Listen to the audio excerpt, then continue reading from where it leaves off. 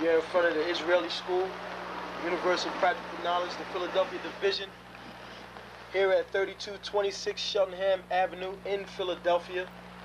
We're standing in front of the school right now, getting a description of the 12 tribe sign that's been painted by one of the brothers that was in the school: Judah, Benjamin, Levi, Simeon, Zebulun, Ephraim, Manasseh, Gad, Reuben, Naphtali, Asher, and Issachar. Those are the 12 tribes of Israel.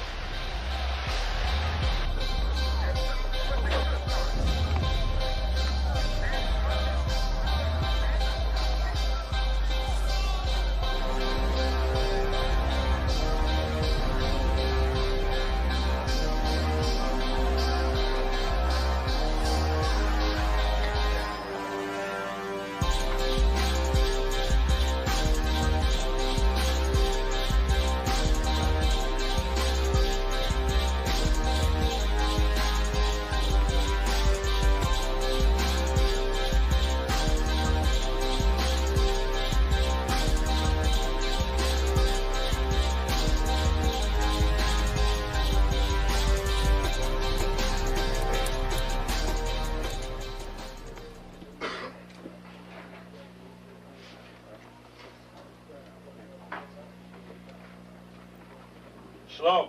Shalom. You've been waiting for this day, so this day has finally come. A lot of you have been wondering where this knowledge that you've been hearing is coming from, and the powerful truth that you've been hearing, how this was established. Well, we finally were able to arrange for the priests to come down from New York and spend some time with us. And I'd like to introduce them if I can. These are some great brothers. We're very glad to have them with us. We want to make them feel as warm as possible, because this is their work and the extension of their work and what they've laid down some time ago. I'd like to introduce, first of all, priest and Sixth Shield General, 4th in command in the nation of Israel, Lahab. I'd like to salute this brother. Macho. Barak.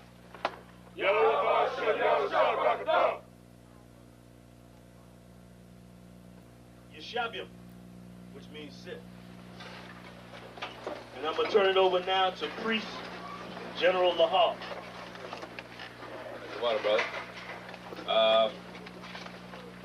I'd like to say this, starting off, we're very impressed at your school here, and we're very impressed to see that the brothers and sisters in Philadelphia think enough of the Most High and the Bible and the truth and your nationality to be a part of this, because most of the brothers and sisters are running from the truth.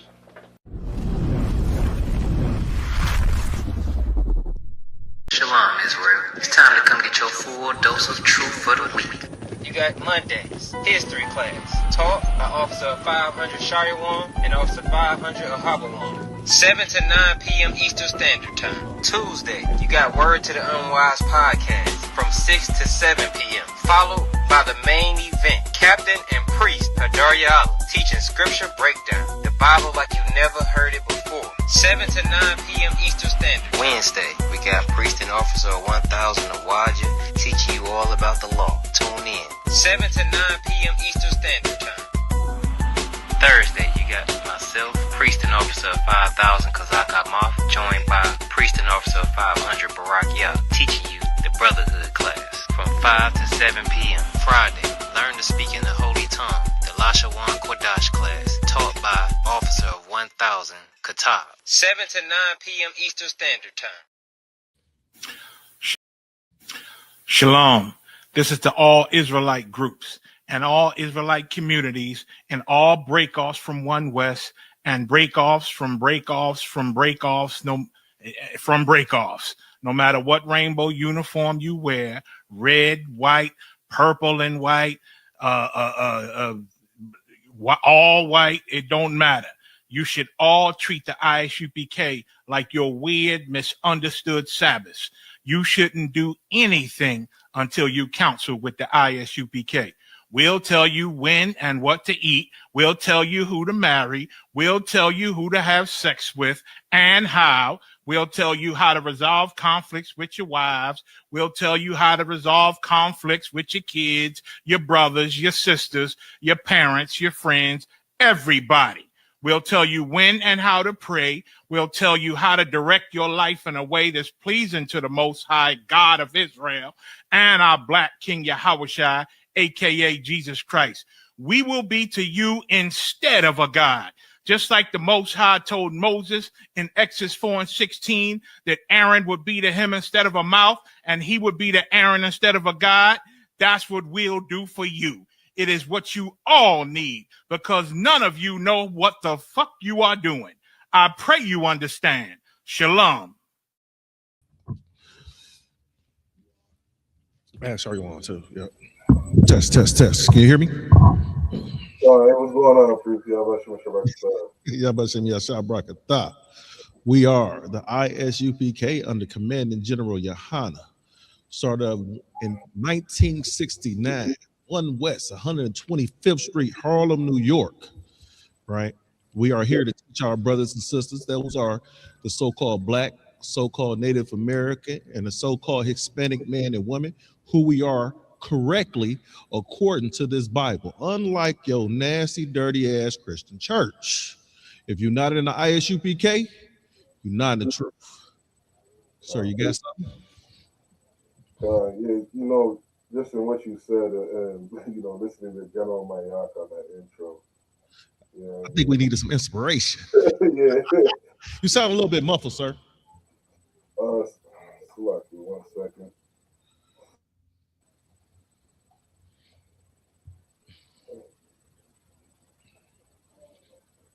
Testing, can you hear me? We can hear you, but your mic just a little muffled. Now, if you do that, we might get echo. Well, let's go to the chat. Ask the chat if everybody can hear you pretty good. Put a 1 West in the chat.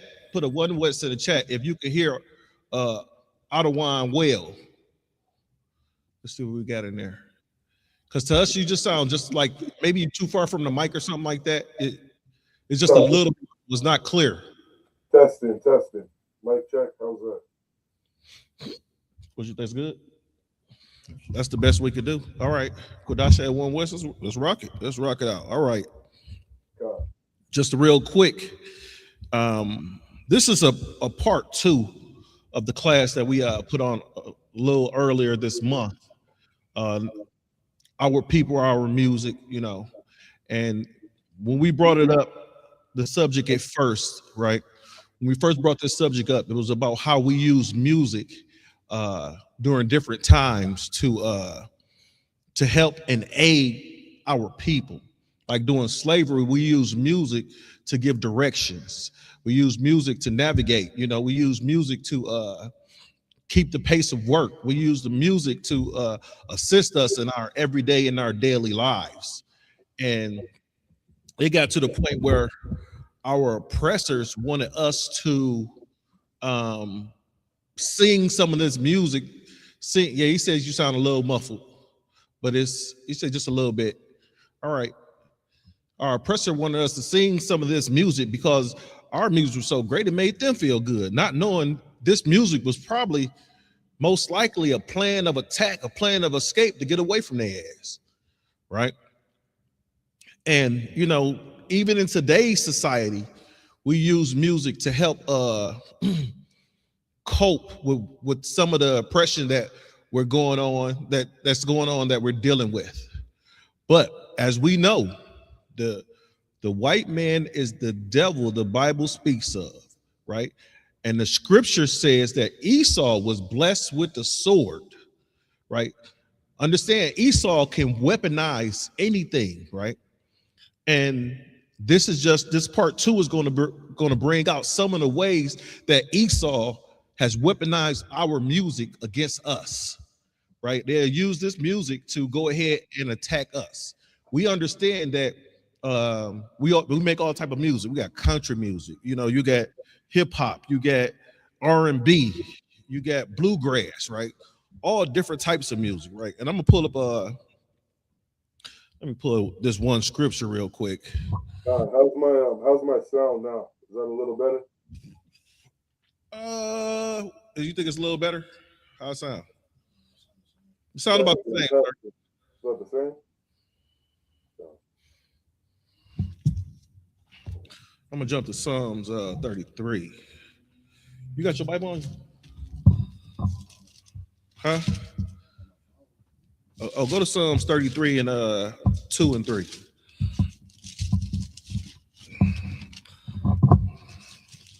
Right. So this is what we, and some of these scriptures that I'm gonna pull out real quick. I just want to pull out maybe 2 or 3 of them, and I want to show you how and what our people did in order to what our people use this song for, right? What our people use music for, right? What are, maybe we'll get off into dance and things like that. But right now, we're just going to focus on the history of our people and our music. So this is Psalms 33. You got it? Psalms 33 and 2. Let me hear it. This is the book of Psalms, chapter 33, and verse 2. So like it, sir. Can you hear me, Shariwan? Shariwan. I hear you guys. Sir, can you hear Car? Yeah, yes, it will. You say you can hear you, sir. This is the book of Psalms, chapter 33, and verse 2. Praise the Lord with harp. Sing unto him with the psaltery and an instrument of 10 strings. Verse 3. Sing unto him a new song. Play skillfully with a loud noise. So understand the music that you hear us making in the ISUPK right now, we're doing just this. This is what the Lord, not suggested. This is what the Lord wanted us to do. Use the instruments to sing unto the Lord. Use the instruments to praise unto the Lord. Now, if we look at music nowadays, tell me what artists outside the artists in the UPK that are using music to do just what this scripture says, right? Now, I know a lot of people gonna say, well, what about gospel music? That's gay. Gospel music is about hugging and touching and rubbing and loving on your God. No, that's not what God is a man of war. God don't want you niggas hugging and touching. That's why I ain't gonna say that. But God is not a homosexual. We don't serve a homosexual God. We don't serve a homosexual God. Want you all rubbing up against him, holding and patting his head and stuff. No, we don't serve that type of God, right?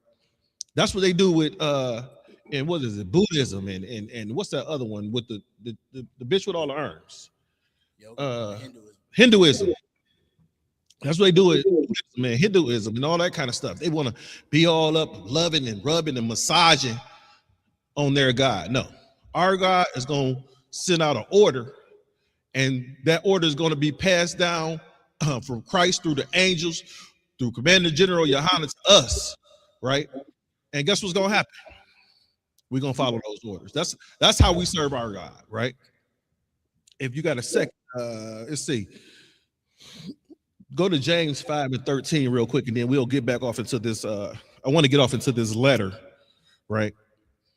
Give me James 5 and 13. So these are just some scriptures that says what we did when it came to music. Now I got a bunch of them, sir. So if you jump in as soon as you want to. Can I be heard now? Is that any better? It sounds about the same, but we can understand you. It almost sounds like you far away from the mic. Like you kind of in the phone. Or in the phone booth. If you can hear me at least, that's the best I can do for now. Okay, we can hear you. We can hear you. Okay, Con. I got that scripture, sir. All right. Car. I almost called him Carhart. Let me hear that scripture, please. Book of James, chapter 5, verse 13. Is any among you afflicted? If any among you are afflicted, let him pray. Let him pray. Is any merry? Is any merry? Let him sing psalms. Let him sing psalms. Think about this. So look, we prayed when we was afflicted, but when it's time to be happy and joyous, we sang songs, right? And with us singing songs, right? I want to show you what our oppressor did to us. Once we started to sing songs, and our oppressor knew that we were singing songs to our God, right? They start to infiltrate. They start to infiltrate our music, right? And they start to weaponize our music against us. And they used our people. They use our people to help weaponize our people, our music, right? I'm gonna give you proof. Give me 1 Maccabees 11:21. Right. Before you give me that, give me Psalms 137:2. Right. You got to understand what they did with our music is they went ahead and they wanted to hear our music. And then later on, they weaponized our music against us. Give me Psalms 137:2 and 3. Right. This is where the oppressor gonna be like, hey, let me hear one of them jams y'all got. Right. I want to hear one of them good songs. Now, at the same time, he beating our back. At the same time, he was hanging our women upside down from trees and cutting their bellies open. They using our children as gator bait, right? And buck breaking our men. And wow, the oppressor's doing that. This is what he's saying. Go ahead and read that. This is the book of Psalms 137, verse 2. We hang our harps upon the willows in the midst thereof. We hang our hearts upon the willows, upon the midst thereof. Continue. Verse 3. For there they that carried us captive. For there those people that carry us captive, what they say? Require of us a song. Require of us a song. Right? So they expected us. Think about it. The scripture, we just read the scripture said, if you, and I'm paraphrasing, if you're in the hardship, pray. But if you merry and cheerful, sing a song. Right? So they're trying to get us right there. They're trying to get us to go against the scripture, what it said in James. Right? You got some more on that? And they that wasted us Mm-hmm. required of us mirth, saying, sing us one of the songs of Zion. Sing us one of the songs of Zion. So they wanted us to pretend and be happy, right? That they were carrying us off into slavery, right? Off to death, right? And, you know, it wasn't just the oppressor by himself. Some of our people that are traitors unto us, some of our people that were traitors unto us assisted them, right? Go to Maccabees, 1 Maccabees 11:21. This is the book of 1 Maccabees 11:21. Uh-huh. Then came ungodly persons. Then came what? Ungodly persons. Okay, continue. Who hated their own people. Who hated their own people, right? Go ahead. Went unto the king. Uh-huh. And told him that Jonathan besieged the tower. You see that? These were traitors in Israel. So we had traitors in Israel, just like we got traitors in Israel right now. We got traitors to us right now that are our own people. Now, the oppressor and those traitors to us, right, got together to change the use of music. Now, understand this. The reason why is blast what can you say mass in the masses with hip hop, because hip hop is one of the genres of music that is fluent across the globe, right? You see some, not just us doing hip hop, but you see some of these Gentiles, like you see the Moabites and the Amalekites and what's Japan, the Amaleks. You see them guys all doing hip hop ciphers in their own languages, right? It's some anime. I think that's how you announce it. Anime, the cartoon with the fighting and the violence and stuff. They got anime out there right now with hip hop in Japanese, right? And then they got some Korean anime that's starting to come out. You got the hip hop in Korea, right? Understand this. Hip hop was created right here in the Bronx, in America, in the Bronx. That's where it blew up at. That's where it started, right? That's why, with it starting there, think about it. some of your first rappers, some of your hottest rappers that you know come out of that New York area, right? You got rappers that, you know, who you got? Nas and what's some of the other rappers that came up out of that area, right? Now, Wu-Tang Clan, you know, who else we got? Sir? You got a couple of them, don't you, sir? Shariwan. Can you hear me? Oh, you know, we were talking about, you know, how hip hop came up out of New York, and that's why, you know, some of the biggest, the hottest rappers that you hear about, you know, Jay-Z, all those guys. Think about it; it came up out of there. That was the original state for hip hop to start up. But now look at it; it's all across the globe, right? But when hip hop first started, right? When hip hop first started, anybody know why hip hop started? Why people started to do hip hop? No, I'm not sure. Yeah. Oh, we got sorry, want to say? Go ahead, Car. I was gonna say, wasn't it in rebellion of really just the oppression that we was going through? Yeah, it was to think about the songs that came out. The songs, you know, you got think about it. F the Police. You got Self-Destruction. Think about some of the early hip hop songs. Go ahead. I was gonna say, even before that, you had the culture where it was just street culture, where yeah, you know, graffiti, breakdancing, DJ, and all that, and that's where, you know, the black and brown unity was really heavy in New York. And, you know, I mean, it still is today, but hip hop really birthed out of black and brown unity. Yeah. Oh, let me do this real quick. When you see, you know, you got the Puerto Ricans that's doing the tagging, Mm-hmm. that's breakdancing, the b-boys, them was all Spanish kids. Yes, sir. You got the DJs, which mostly, you know, brothers, and then rappers, those, you know, a little bit of mixed in. So if you really look at it, you know, hip hop is birthed out of our unity. Well, let me give you a little something real quick. It say hip hop culture is an art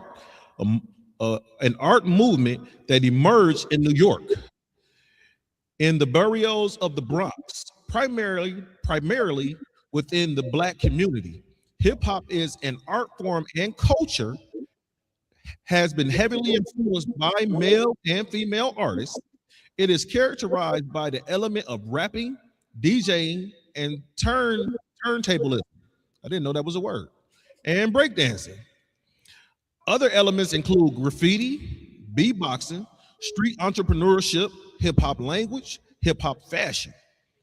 Many cite hip hop emergence as beginning in August of 1973 when brother sister duo DJ Kool Herc and Cindy Campbell hosted the first documented indoor hip hop party and cultured the event in the Bronx, helping to spark and rise of the genre. However, many hip hop pioneers and historians contend that hip hop did not have just one founding father. The Black Spade Street Gang and Disco King Mario of the Bronxdale House are also considered vital in the early origins of hip hop culture and music. Disco King Mario hosted and organized outdoor hip hop cultural events and park jams that predate DJ Herc 1973 indoor hip hop party. Right?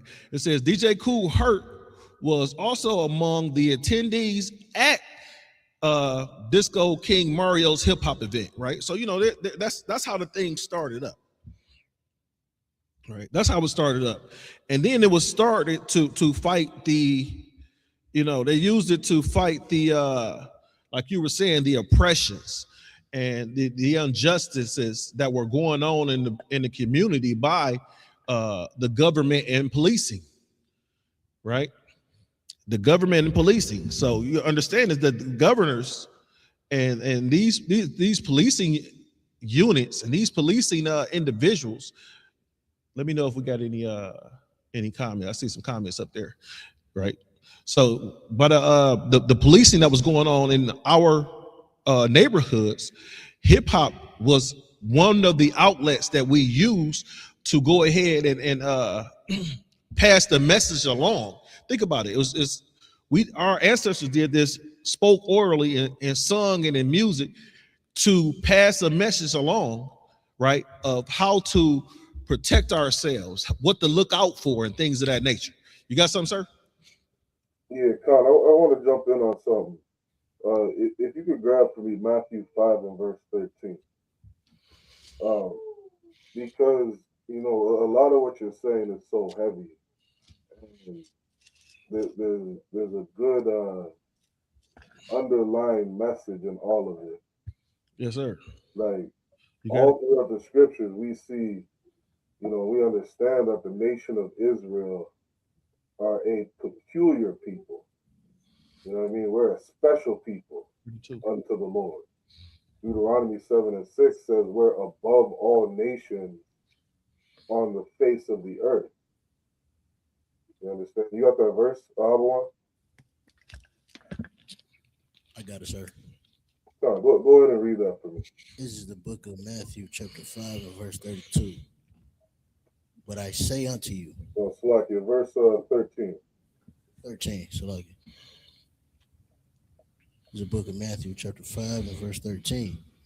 Ye are the salt of the earth. Ye are the what? Salt of the earth. Like, this is every Black, Hispanic, and indigenous, man. We are the salt of the earth. Like, we're the people that give the earth flavor. And, like, I want to bring it out that, you know, all the different things we brought out in hip hop and rap, how we influence this earth.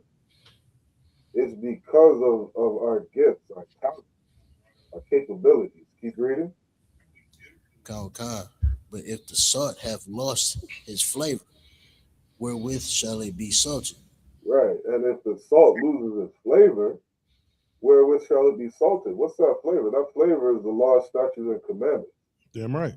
You know what I mean? Like, our culture is such a beautiful culture, in that it will save humanity from death. It will save the world from killing themselves. I saw videos of the nasty ass East Indians. They got this festival every year where they pick up cow shit and throw it at each other. They do what? They literally pick up cow shit. They collect cow shit for like 6 months out of the year. Can't remember the name of the festival. It's not hard to look up. And then they pick this shit up and they throw it at each other. They swim in it. They roll around in it. Because their culture is so fucking disgusting. It's so foul. You know what I mean? I was thinking about it earlier in Canada, where they say things like polygamy is, you know, hurtful or oppresses women. But you'll allow a man to get married to another man, knowing damn well when they start messing around with each other, they're going to be on heavy painkillers every day for the rest of their life. Men are going to be wearing adult diapers because they can't stop the shit from pouring out of their backside. like this is what's going to happen when you do something that goes against God. This is what these other cultures do. And this flavor that Blacks, Hispanics, and Indigenous have is so valuable. Right? Keep reading, Carl. But if the salt had lost its flavor, wherewith shall it be salted? It is thenceforth good for nothing. It is good for nothing. Like, we got all this talent, but if we're not obeying these laws, what's the fucking point? Damn right. Like, we're gonna come out in 2025, make a rap video about selling drugs to our people. Make a video about, shooting up the neighborhood. What's the fucking point of having all this talent if we're going to teach each other to murder each other? Teach each other to whore out our daughters, spend money on prostitutes, and, just all this wicked shit that goes on in this earth. Mainly pushing the culture of white people. Like, you look up the way media portrays blacks today, they'll tell you one of the main ways they portray black men is a thug, a hoodlum. That's the stereotype that they have of us. Meanwhile, the white man is the biggest fucking thug, the biggest gangster. He's the inventor of gang, the inventor of drug dealing, inventor of, you know, every murderous activity on earth. We sit here and we push his culture in our music. Good night. Look at the world today.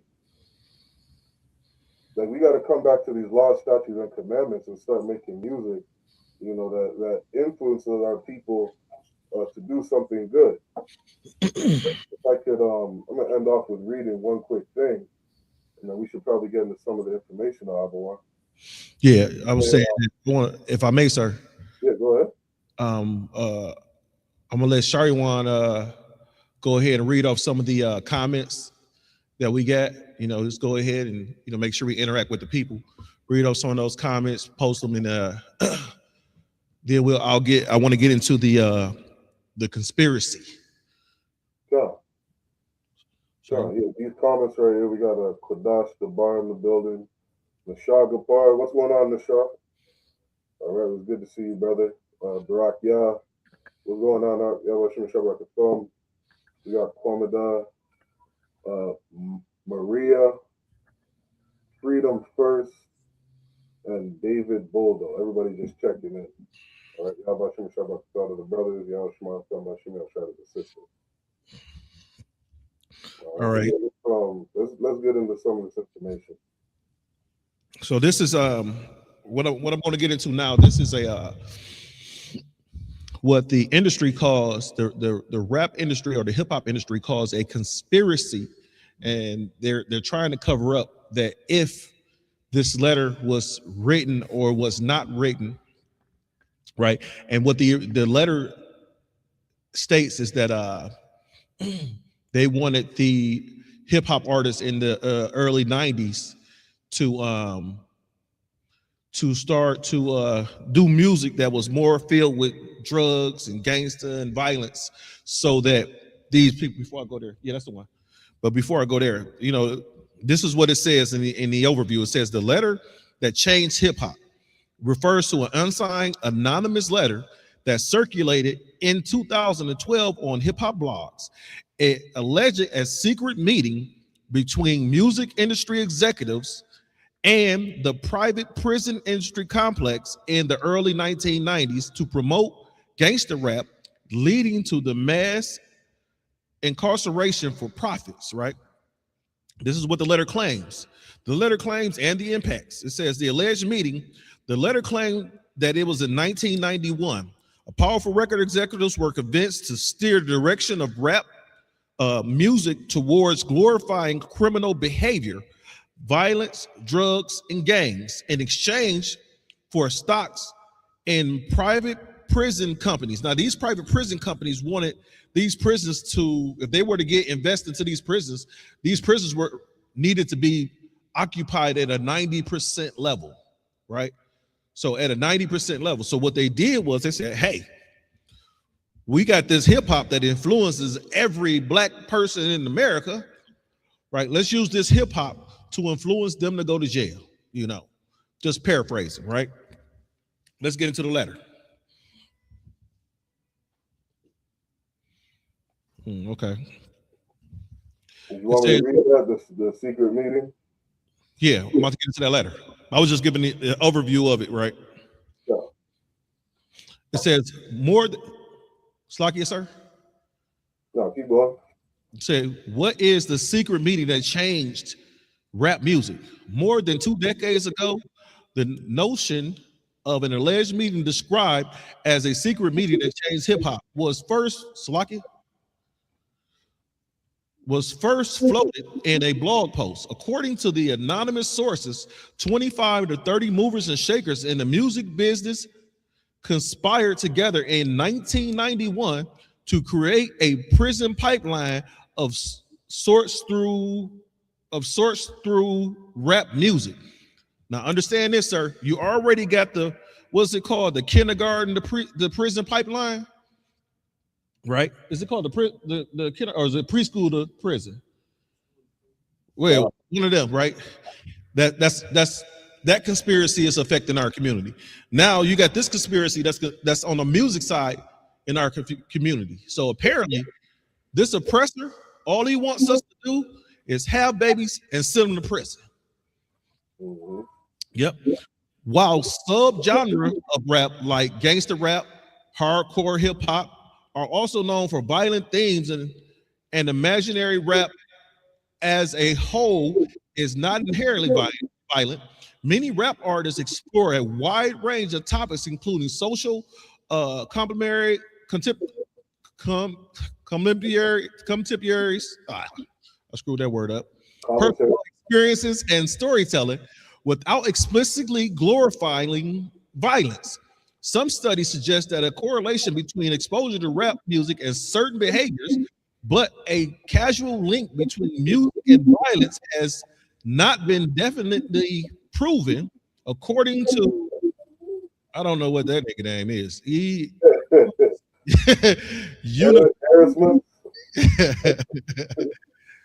That's Erasmus, whatever. Subgenres of violent themed hip hop often focus themes on street life crimes, violence, reflecting the struggles of individuals in marginalized communities. Please. You know, and something to understand, we're reading something that, you know, took place in what, 1991? Yes, sir. And we got to understand, inside of America, you know, I think it was since World War II with the birth of a nation. You know what I mean? Like that was, you know, one of the first sources of media that was put out to depict Black people in a certain way. And, you know, this idea of pushing certain things in the media or portraying certain things of us in the media is not something new. You know what I mean? And something like this, it just further shows, you know, that the attack or the racism of this nation has never ended. Like they got sources coming out in what was it called in BET? That there's a specific term that the executives in BET are using, and it's specifically devoted to like changing the narrative, like changing the way that we see Blacks, you know, inside of America on the media. And it's like, how is it that, you know, in 2020, I think is when they started it, 2020, you're just now coming to the conclusion that there's something wrong with the way we portray Black people. There's something wrong with, you know, our music all of a sudden in 2020. In 2020, we're just coming out with studies, you know, verifying that, you know, the effects of the media on the Black family. You know how idiotic that sounds? Yes, sir. Like they'll tell you from World War II they've been doing this bullshit. From World War II, there was who was that? Jackie Chan. They tried to put Jackie Chan in a movie that portrayed him in a certain way, and he was like, "Fuck that! He ain't going for it." Mm-hmm. I mean, like China would not allow certain videos or movies to be played inside of their country if it portrays them, you know, in any kind of negative light, because they understand the effects that it has on the people. You know what I mean? So to have this idea or this mentality of in 1991, you know, this is the first time all of a sudden, you know, we're gonna fuck Black people on the media. It's total bullshit. Yeah, still bull. I mean, like these things have been going on since birth of the nation. You know what I mean? BET had. I'll give one more example, and I'll get off it. When BET, you know, first launched around 1980, might have been 1981. Bill Cosby's television show was the first. It was the first show that ever showed Black people in a good light. Talking about the Cosby Show? Yeah, I think I had Bill Cosby as, what was he, a lawyer or something like that? He was the doctor and his wife was the lawyer. He was a doctor, the wife was a lawyer. The family unit was together. The teenagers were in order. The young ones were in order. You know what I mean? It was the first time they had portrayed black people in a good light.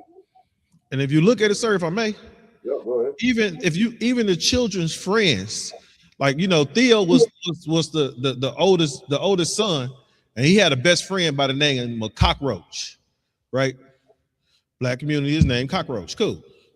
So even Cockroach, even though he come from a impoverished family, even Cockroach, when he got around Theo and Bill Cosby, I forget what his name was in there, but when he got around them, he you know, basically tried to clean his perception up, right? He tried to clean his character up when he got around them. Like, they influenced him to change instead of him influencing them to change, right? And reason why I bring that up is because as priests and prophets, right, even though we go to a area that we're outnumbered on the case, you know, almost like outnumbered on the case of what we believe, we still go in there, you know, whether it be a bar, club, whatever, we still go in there to influence people to become just like us. Right. Right. And that's the same thing the media does. The media wants you to portray you and wants you to be certain ways. They want our men to be, you know, homosexual men, and they want our women to be whores. That's all I got, sir. Yeah, I'll add one quick thing. There were a couple specific things on how they portray black men. And this is consistent. Like, the statistics show this. You know, up until 2025, statistically, the media portrays black men as coons. They call them coons or buffoons, thugs or hoodlums, or men that abandon their family. Those are the three prevalent stereotypes that they put inside of media on the black men. And then for the women, what do they call it? They call it like the Jezebel woman, who is the woman who refuses to obey her husband, you know, or talks back to her husband in certain ways. They have the angry black woman, and then they have the woman who, what do they call it? The mammy. I'm not sure if you ever heard of that, where the black sister is serving the white family. If I may, sir. Go ahead. That's so heavy what you're saying, because it's a term that is used in the black community that I've heard just about, well, I ain't heard none of the sisters in the UPK say this, but any sister that ain't in the UPK, I've heard her say this term: I'm a strong, independent black woman. What I don't hear, I never heard a Chinese woman say, I'm a strong, independent Chinese woman.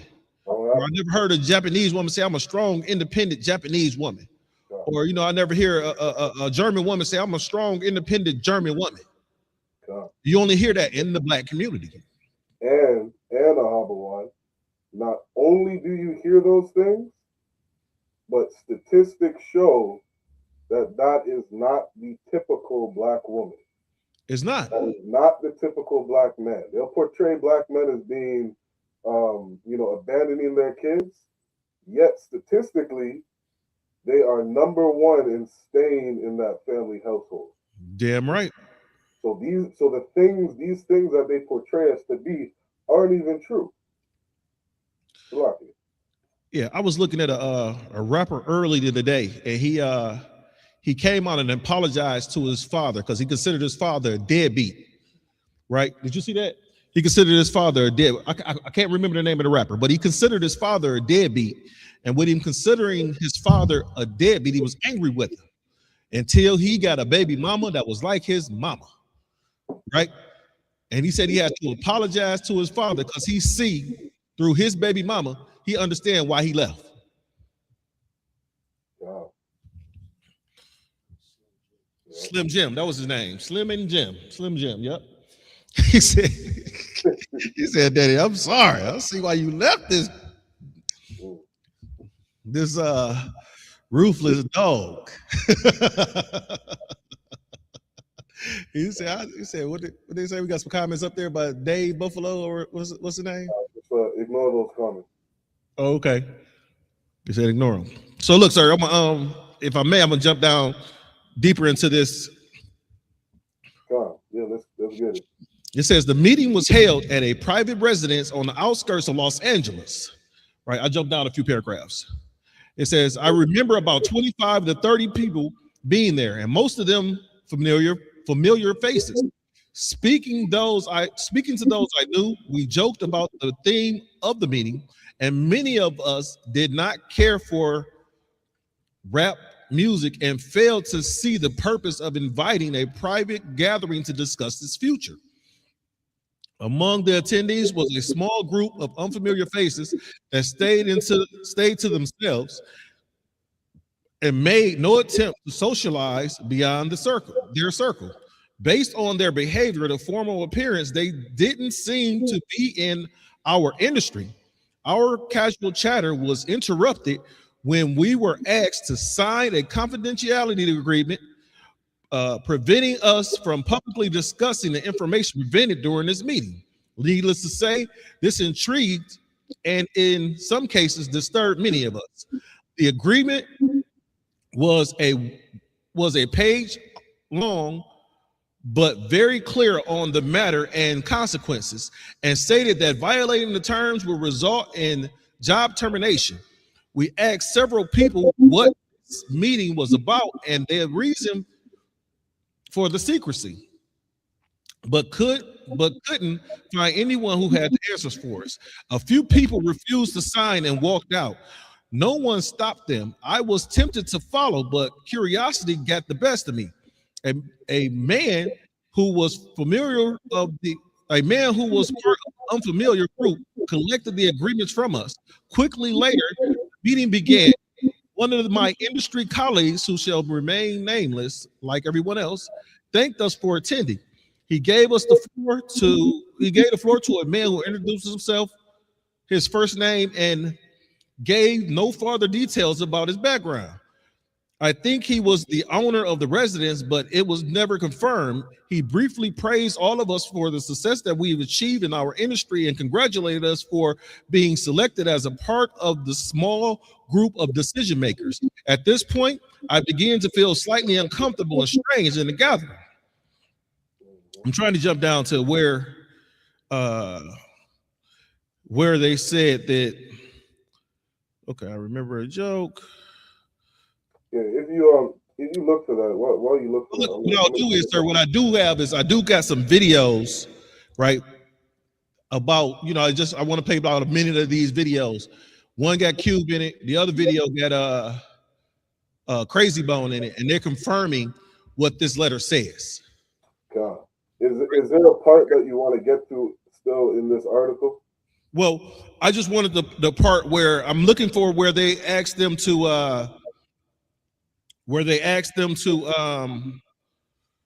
help push more violence in hip hop. Take a second to look for it, Priest. And while you look for it, I'm just gonna bring up a couple of things. If you don't find it, we'll just get into the videos, all right? Yeah, I was just gonna have them play one of the videos right now. Yeah, that one right there. Get that one first. And he speaks about it in the first couple minutes of the video. That's Crazy Bone from Bone Thugs and Harmony, sir. For the women hoes, right? Why are you just strictly so bent on this is all you want our young kids to hear? You know why? Exactly. So that's why I say it's no conspiracy. It's right in front of our face. You made an interesting statement that I want to just kind of see if you can elaborate on.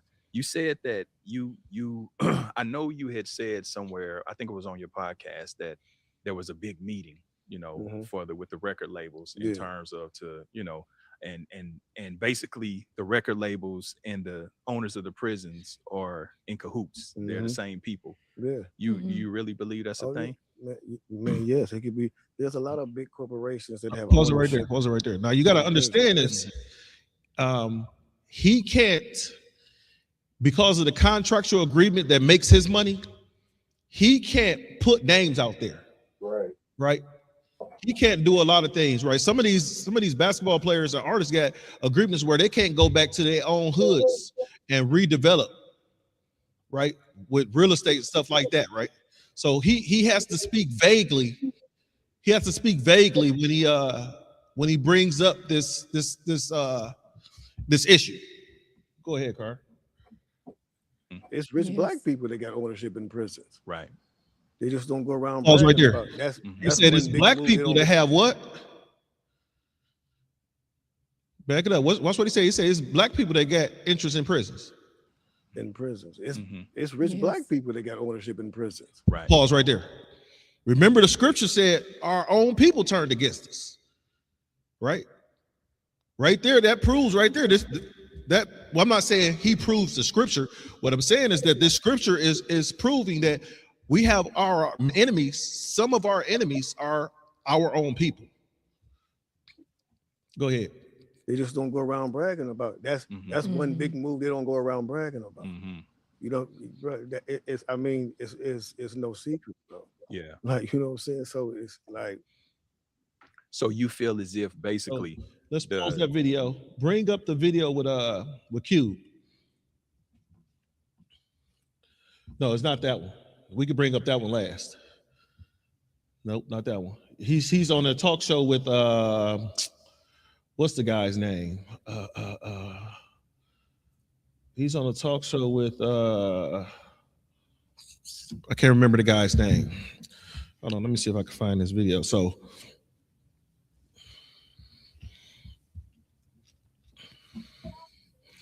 did I send it? Let me go back over it. Right. Let's see. Well, don't worry. Go to the podcast, the Conspiracy Against Hip Hop.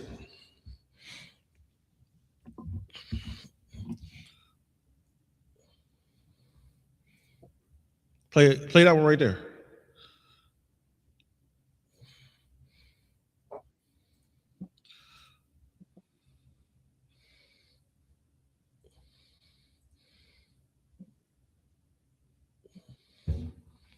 Yeah, so you know, our music is being used to attack our people. Think about it. It's telling the young lady that go back down, go back down, go back down. One more. Yeah, that one. That's one of the longer ones too. So this one you could skip to hit play. Heads up before we begin. This podcast is explicit in every. Back in the spring of 2012. His first name started pitching the room. No, back to the He might have sounded explicit in every way. Back in the spring of 2012, somebody took the time to generate a Gmail account. Username, John Smith. The address, industryconfessions@gmail.com. They composed the message with the subject line, "The secret meeting that changed rap music and destroyed a generation." And on April 24th at 1:30 p.m., hit send. That unsigned letter claimed to document a secret meeting back in the 1990s that joined two of America's most powerful forces, the music industry and the prison industrial complex. Pause right there. It described a close. Now, what you got to understand is when she say two of the most powerful industries in America, understand that the two most powerful industries, they got to be making the most money, right? They got to have the most clientele, right? So music and hip hop goes right. Music can put individuals into a trance and have them doing things that they wouldn't, perform things they usually don't know. You usually don't do. You will see some women in out and about, and a certain song will come on. These could be the most modest women and a song will come on, they'll drop it like it's hot. That's the influence of music. So if they believe that if they could get a woman to drop it like it's hot, when a certain song come on, I could go ahead and get a young brother to go ahead and shoot his brother when a certain song come on. Go ahead. closed door meeting with a small group of industry insiders held at a private residence on the outskirts of LA. Years about, how they felt the music went from pro-black to, man, pro-crack. Pause right Okay, there. Rodney. Right now, this is what we're saying. What changed the music from going from pro-black to pro-crack? Right? From keep your head up to kill your brother. Right? What caused the music to do that? Why would you do the music like that? Because you use it to weaponize it. You used it and you weaponized it to aim and bombard a certain individual or a certain group of people. You got something, sir?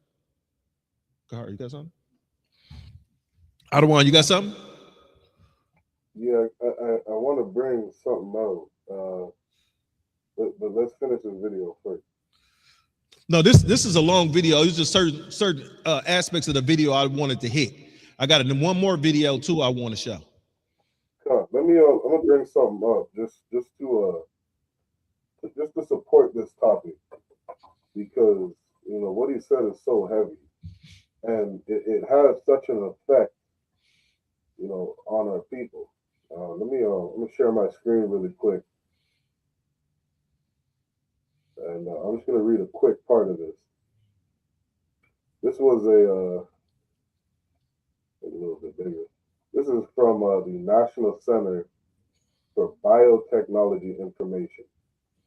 Okay, and it was titled the Racial Media Microaggressions Impact on Black Adolescent Mental and Behavioral Health. Okay, and the plain summary of it, it says media use is a meaningful occupation for adolescents. Media use includes activities such as watching online videos, television, reading ebooks, magazines, or online articles. It is important to understand how media use may impact health, especially among marginalized groups who may experience discrimination because of their race. Through the media, this study explored whether exposure to racial media microaggressions, a subtle form of racial discrimination, impacted mental health and behavioral health, depression, anxiety, aggression, cannabis use among a group of Black adolescents. So basically what they're saying was microaggressions in the media was especially affecting young Black adolescents. And it was affecting them mentally in their depression, anxiety. It was affecting them to the point of making them more aggressive. And it was encouraging them to start the use of cannabis. Now, the reason I'm bringing that up because, Ka'ar, if you could, pull up the definition of microaggression. Pull up the definition of microaggression and read that. Because what is it that we see inside of the music? Like, what did he say? He went from promoting, promoting something to promoting crack? You remember what he said, Arbon? Yes, sir. He said from pro-black to pro-crack.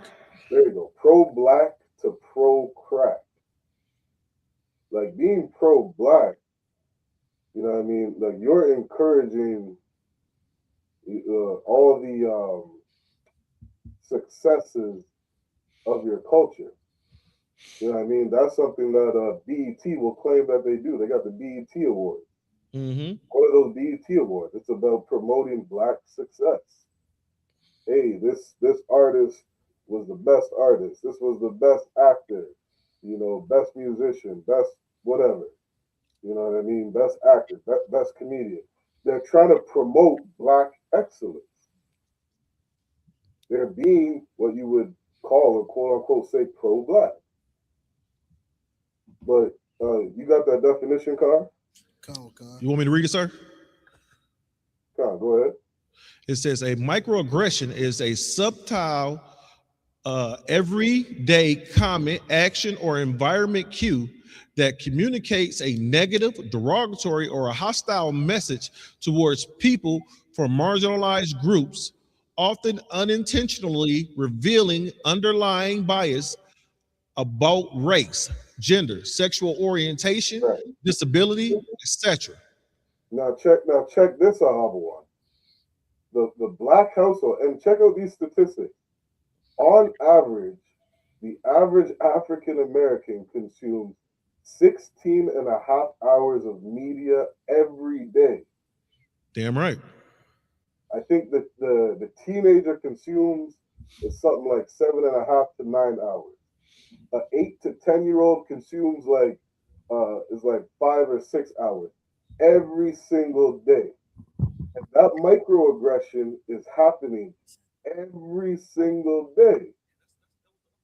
Every day, you're listening to some hip hop music promoting crack, being pro drugs. You know what I mean? Being pro unaliving each other. Being pro these loudmouth black women, being aggressive and uncompliant. You know what I mean? Being the black household being destroyed, showing us in these quote unquote reality sitcoms where our household can't get it together. Yeah. They show these microaggressions every single day.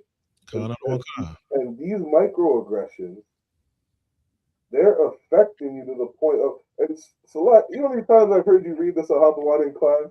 Say it again. You know how many times I've heard you read this in Capadire's class, scripture breakdown class, about one of the reasons for cannabis use? It's from microaggressions. Yeah. Like you're gonna turn into a drug addict because all you see all day long is your people in a negative light. That's all you see. And this is what, what's it called? Programs like BET are responsible for. They play nothing but this music every day, all day long. I heard my Shaw say that the other day. You wait till midnight.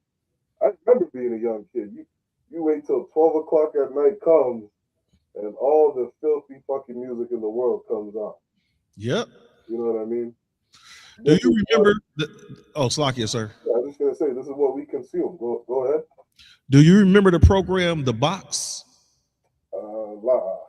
It used to be able to call in, and you call in, and for a certain amount of money, they'll play whatever video you want to play. Right? So at certain times of the day, we'd get out of school and we would watch The Box because there's music videos on there, right? But depending on who calls in, who you might see 4 or 5, you might see a song played 4 or 5 times in 3-4 hours, right? And they had us believing that everybody wanted to listen to Luke Skywalker pop that P, and that's what folk was calling in for. No, that's what you want to influence in it, because guess what? Now you can play this on and it's considered like it will be like today's it would be like only subscribing to OnlyFans for music, and you can suggest the songs that you want to hear. So when that came out, all you heard was shoot a nigga, kill a nigga, pop that, throw that. You see what I'm saying? That's what I'm like. Wow, this is different music, because I'm used to listening to music and being born in the late 70s. I listened to music in the 80s, right? And the music changed from the late 80s to the early 90s. The music changed, right? We went from listening to songs that was 911 is a joke to it went from 911 is a joke to fuck the police to now I'm gonna shoot my nigga. Right, that's how the music changed. You got something? Yeah, I was gonna say, and when you look back on it, a lot of the music back then was a lot of storytelling. It was a lot of journalism. You know what I mean? Yes. Where now today it's glorification, and it's it's like envy of a lifestyle that's destructive to our people. So it's not just telling a story, which what it used to be. You know what I mean? It used to be something that, you know, we had know how a brother living in LA. You know what I mean? Like, even though it ain't good, but we know, you know, they got this over there, they got that over there, and it's not glorifying it. It's just showing how they live. But now it's like a straight up glorification of it. There's some brothers dead and in jail right now. What's the young rapper? Fulio. He made a song about how he rolled down on his ops. And guess what happened? The song said he rolled down on his ops on his ops birthday or something like that, right? And then they rolled back down on him. Ain't none of them alive now. What's so evil about that situation? The brother made a video at the gravesite of the person that, you know, that died, that's from his, you know what I mean? Like, it's just pure wickedness what these brothers is doing out of ignorance, where they are telling on themselves first of all, and then they are talking about real life situations, and, you know, degrading the dead, you know, and just doing a bunch of wickedness. You know what I mean? You know what's so heavy about what you just said? You said that music, that the old hip hop artists used to be storytellers, right? They used to be storytellers. Remember Dana Dane and Slick Rick, Kumo D, all them guys were storytellers, right? Kumo D wrote a song about I go to work.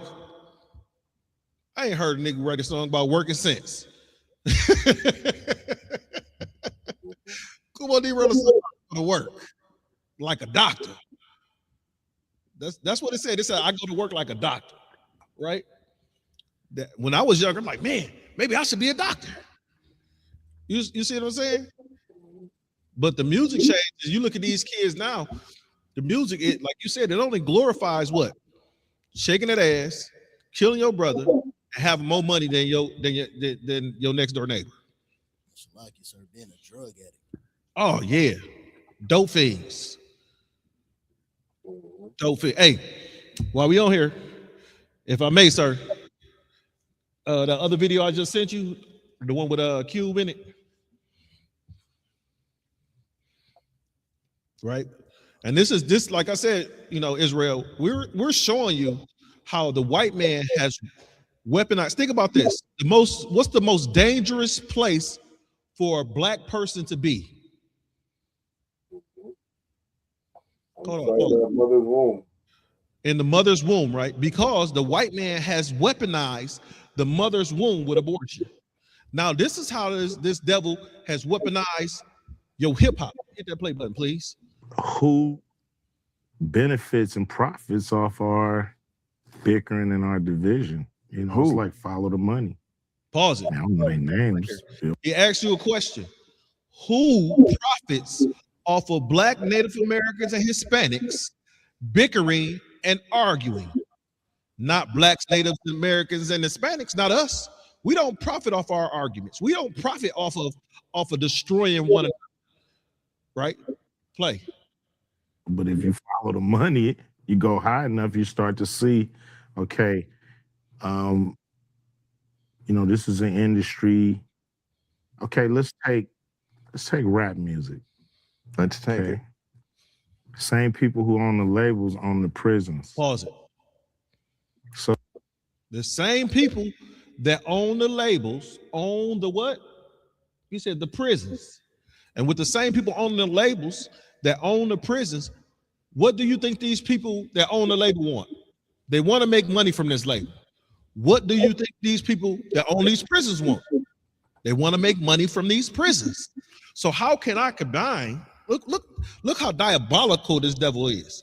How can I combine my industry over here, my music industry, and get that music industry to funnel me some more money into my prison industry? Hit that play button. So literally the same people? Literally the same people who own the labels own private prisons. So, you know, it seems really kind of suspicious. If now, the reason why I'm pausing it, understand this. How does Ice Cube make? This is why This is why these actors and these entertainers cannot be your leaders, right? The Bible says that our gates are languished. This is why they can't be our leaders. Ice Cube make too much money in this music and this media industry, right? So the same way Crazy Bone did, he has to watch what he says and beat around the bush, right? What you got to understand that don't nobody pay the ISUPK, so we say what the fuck we want. We say what we want, right? We call that devil a devil to his face, right? Cube can't do that. You know why? Because that devil keeps him at that level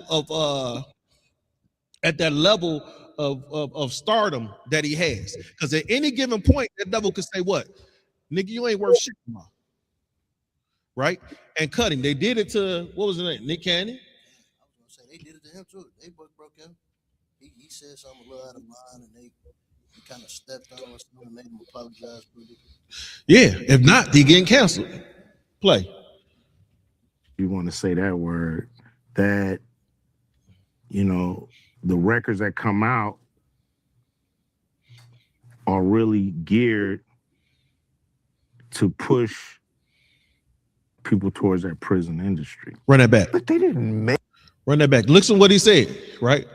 So when you think about your artists that's out now, Lil Wayne, Lil Nas X, when you think about that Big X the Plug, all right, when you think about those artists who are not out now, this is what's going on. He play. Are really geared to push people towards that prison industry. But they didn't make you write those. Now look, hold on. And this is why I'm pausing it right here, because I want to hear this guy's question. This was gonna say, right? He's gonna say they ain't make you write it. They ain't make you write it. But if you don't write it, you don't get no money. You don't get produced. You don't get to do the shows. You don't get the fame, the stardom, and stuff like that. And those are the true sellouts in our. You got something, sir? Those are the true sellouts in our community. When you got, oh, go ahead, sir. Keep going. Oh, those are the true sellouts in our community. Just because the brother go out, sister go out, get a couple of degrees and move up out of her neighborhood, right? Trying to better herself. I understand why I wouldn't move about my neighborhood, but I understand what they're trying to do. You can't really call those people selling out. They're trying to better themselves. This guy right here got enough money. Him, the Ice-T's, the Ice Cubes, the Waynes and the Jay-Z's, they got enough money to buy the whole damn hood and bring it up. Beyonce is a billionaire now. Jay-Z is a billionaire now, right? They are two of the highest financial producing individuals in the music game right now. They make the most amount of money in the music game, Jay-Z and Beyonce, and they're married, right? So, you know, some people would consider that a financial power couple. But after Jay-Z sold all that dope in this community, right, and Beyonce shook all that ass, they should go back to their communities and do something. But the industry got a chokehold on them because certain individuals have contracts where they can't go into their own neighborhood and bring up that community that they destroyed, getting to this fame and stardom. Go ahead. Gotta hit those lyrics. It's not about making somebody write the lyrics. It's about being there as guardrails to make sure certain songs make it through and certain songs don't. Run that back. Right. Pause it. Lupe Fiasco, is that his name? Wrote a song about a skateboard. What's it called? Push kick something, push kick, whatever. Right? Wrote a song about a skateboard, right? He's an artist. You don't hear his music going mainstream. Another artist and I'm talking about industry artists that are positive. Chance the Rapper is another one you don't hear his music going mainstream. You know who music I hear going mainstream? I hear Sexy Red, right? What's that? The City Girls. I hear their ass all the time. NBA YoungBoy, right? Fotu Dub. That's what I hear on the mainstream. You don't hear, there is not a positive hip hop, what's it called? A positive hip hop, let's say radio station. Not even on, if you got, what's that, satellite radio? Not even on satellite radio. Go ahead. It's not about making somebody write the lyrics. It's about being there as guardrails to make sure certain songs make it through and certain songs don't. Certain flavors are exposed on the record. You know, some records are made by committee. Meaning record company guys sit around and tell the artists, this is hot, say that, do this. We're gonna have this guy write the lyrics. We're gonna have that. So the narrative is really kind of, you know, structured and really made into what the record company want the record to be, and what the, you know, a lot of. Now, if the music is designed towards not what the artists want, but what the record label want, what is the record label's outcome when producing such violent music?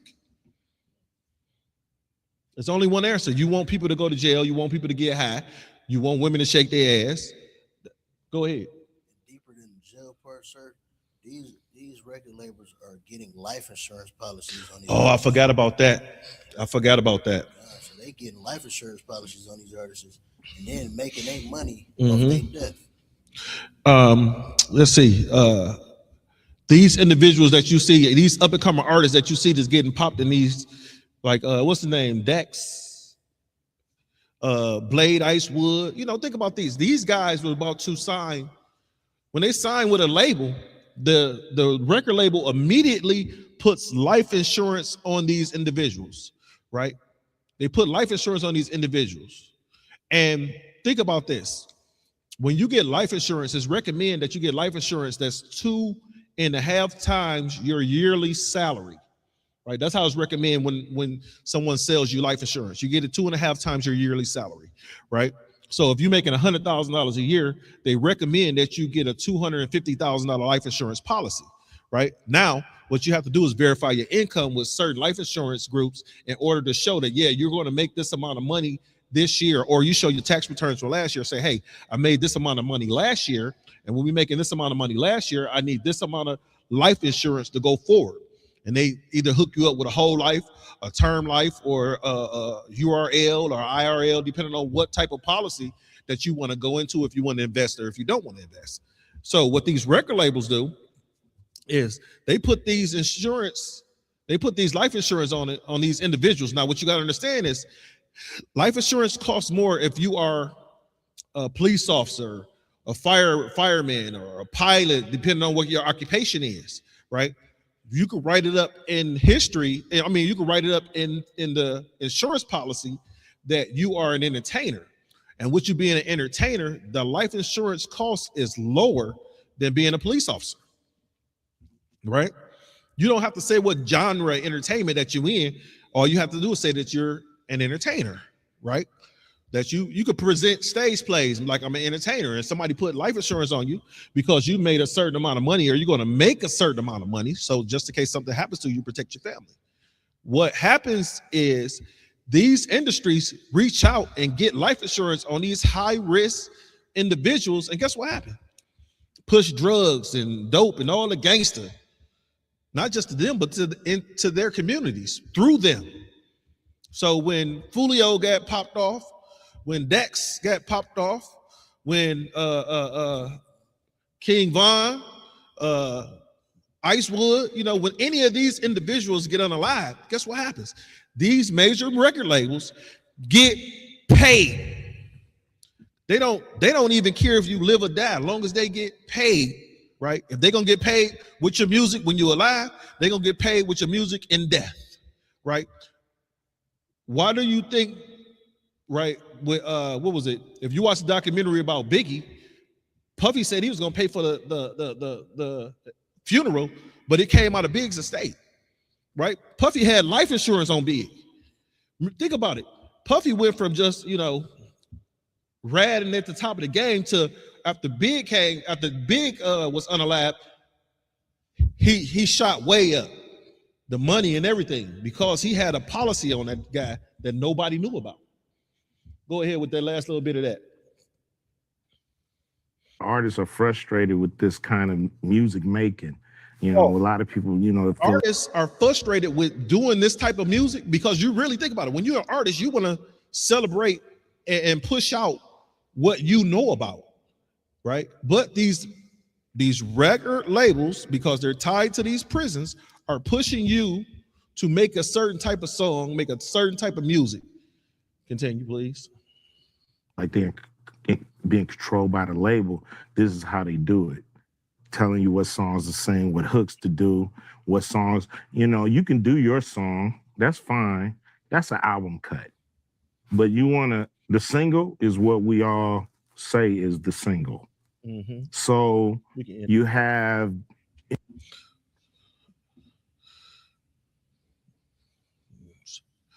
Yeah, we go ahead and that. Shariwan, sir. Shariwan. Yeah. What you think? Yeah, that's some heavy information. I wanna read something interesting. Can you pull that video up one more time and bring it back to the start? It was with he had posed a question, which is very interesting. You talking about when the devil posed a question to him, like, why do you make this music? Right back to the start. Yeah, go bring it right to the beginning. Just let it play.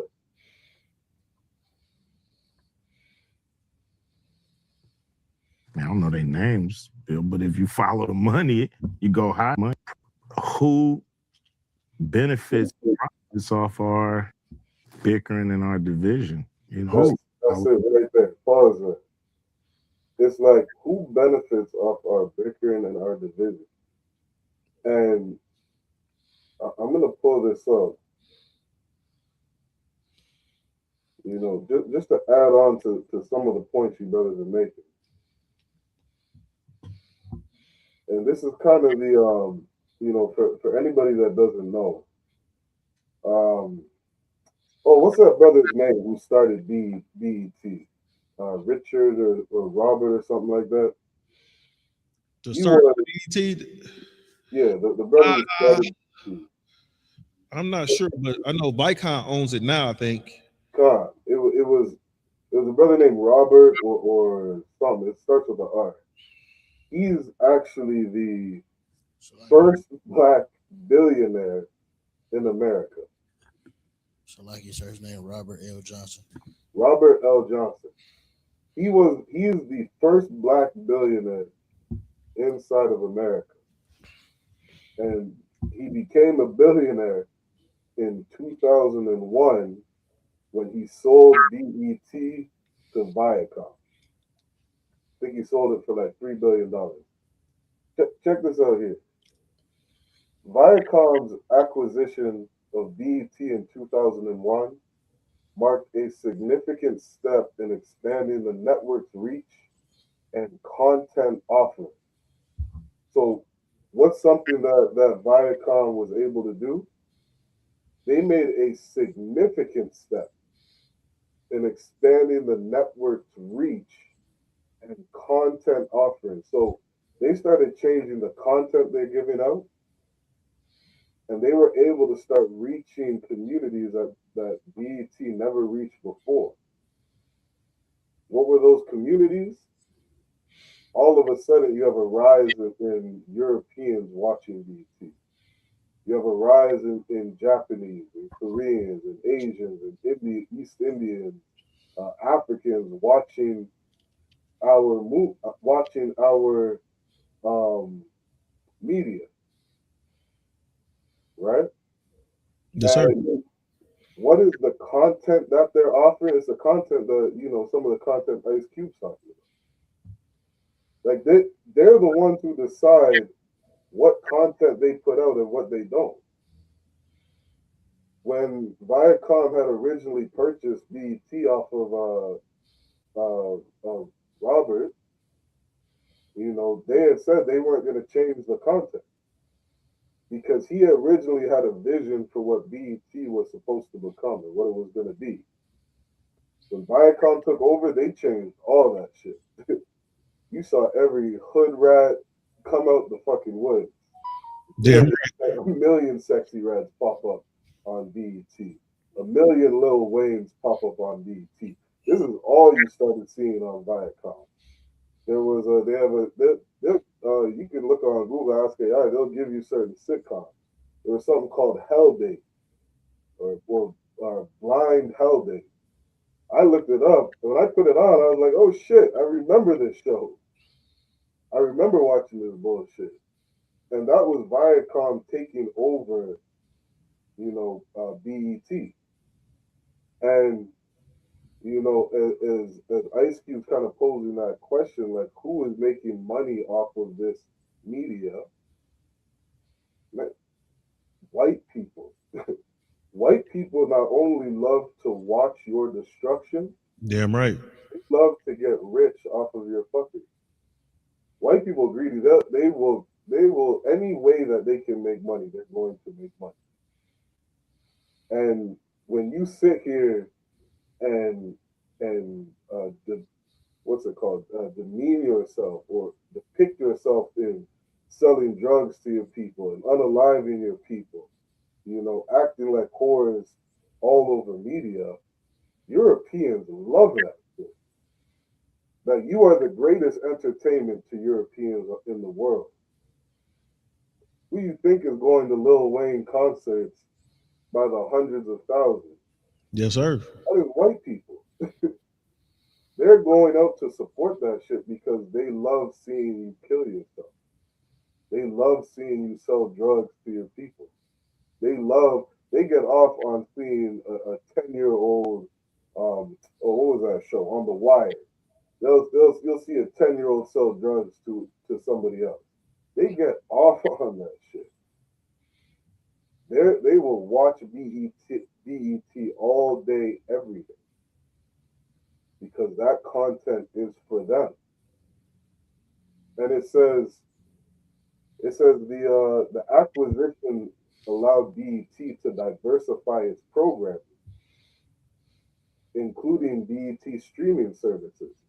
Now, what's so diabolical about that is Viacom starts putting out this content that demeans our people.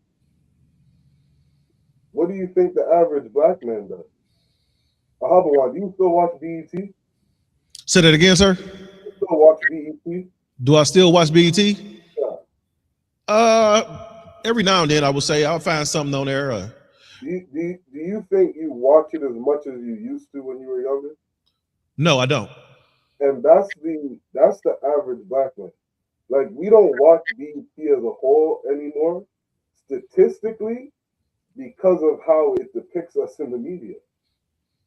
Nobody in their right mind wants to watch each other just, you know, unalive each other all day long. So what did we do? We started switching to streaming services. And black people started looking for streaming services where they could see themselves in a good light. What does Viacom do? They include BET streaming services. So now you go on Netflix and Amazon Prime and Tubi and whatever else, Viacom is there. If I may, sir. Yeah, go ahead.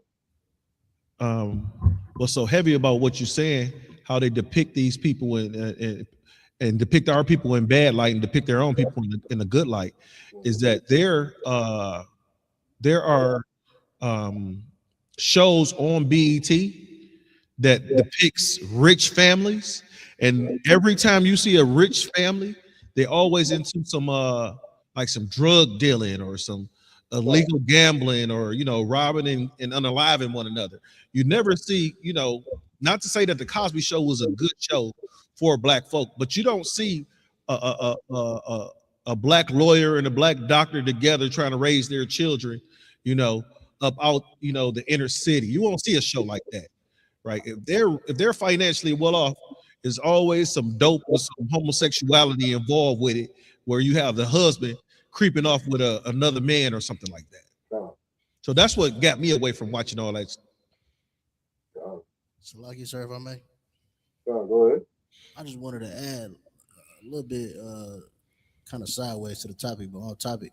You know, 50 Cent and his shows and the money that he's gained off of it, and just the popularity of the shows. It's all, you know, selling drugs, bunch of trauma, bunch of killing, and you know, it's our people, and you know, a spinoff of a spinoff of a spinoff, and it's all just the same thing. Our people dealing drugs, killing each other, and we've been so destroyed to the point where, you know, that's all our people into at this point.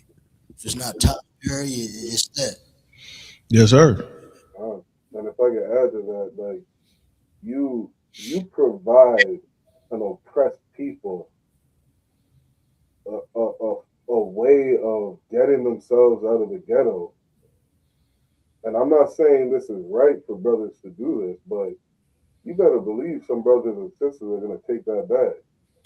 You know what I mean? They're going to take whatever it is that they can do to make some money. What did Erykah Badu say? She said, you know, she advised sisters, straight up advised sisters, you want to be successful in this industry, learn to suck some dick.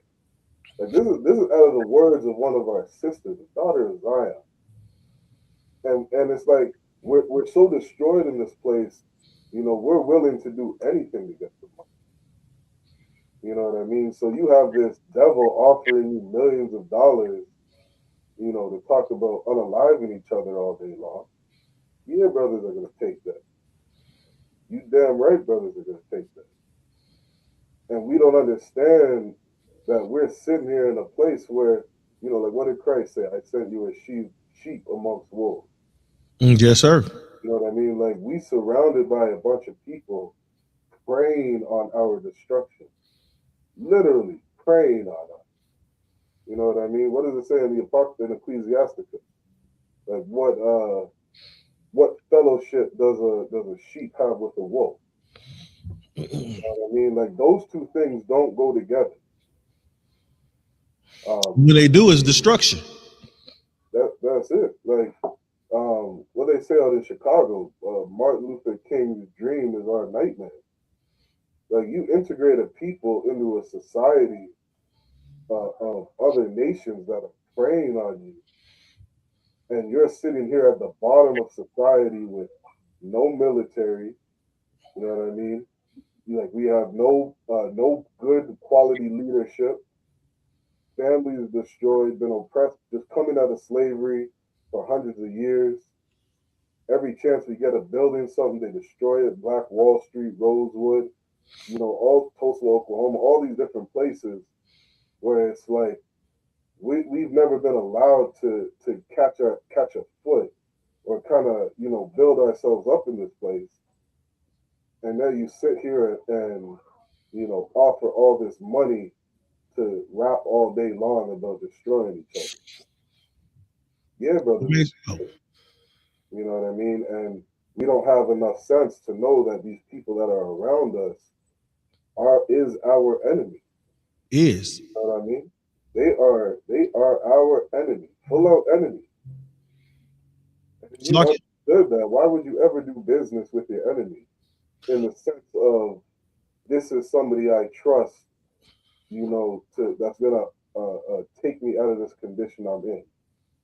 You know what I mean? All the contracts that are professional athletes sign and different things like that, thinking that we're gonna go trust this man, you know, with our life. You signing a deal with the devil. Sold your soul. Go ahead, Arnold. I said you sell your soul. Think about it. You know, when you make that deal with the devil, and our artists, they don't understand that. And our people don't understand that our artists, these artists that are so-called leaders in the black community, one thing you don't see is you don't see white entertainers leading the white community. You don't see Chinese entertainers leading the Chinese community. right? You don't see that. You only see in the black community, and when I say black, I mean black, Native American, Hispanics. You only see the entertainers, right? Think about what entertainers are. Court gestures. You see the court gestures leading the people? No. That makes no damn sense. You only see that in our communities, man, where the entertainers are leading the people. And the thing about it is, the entertainers have already, like you just said, they sold out to the devil.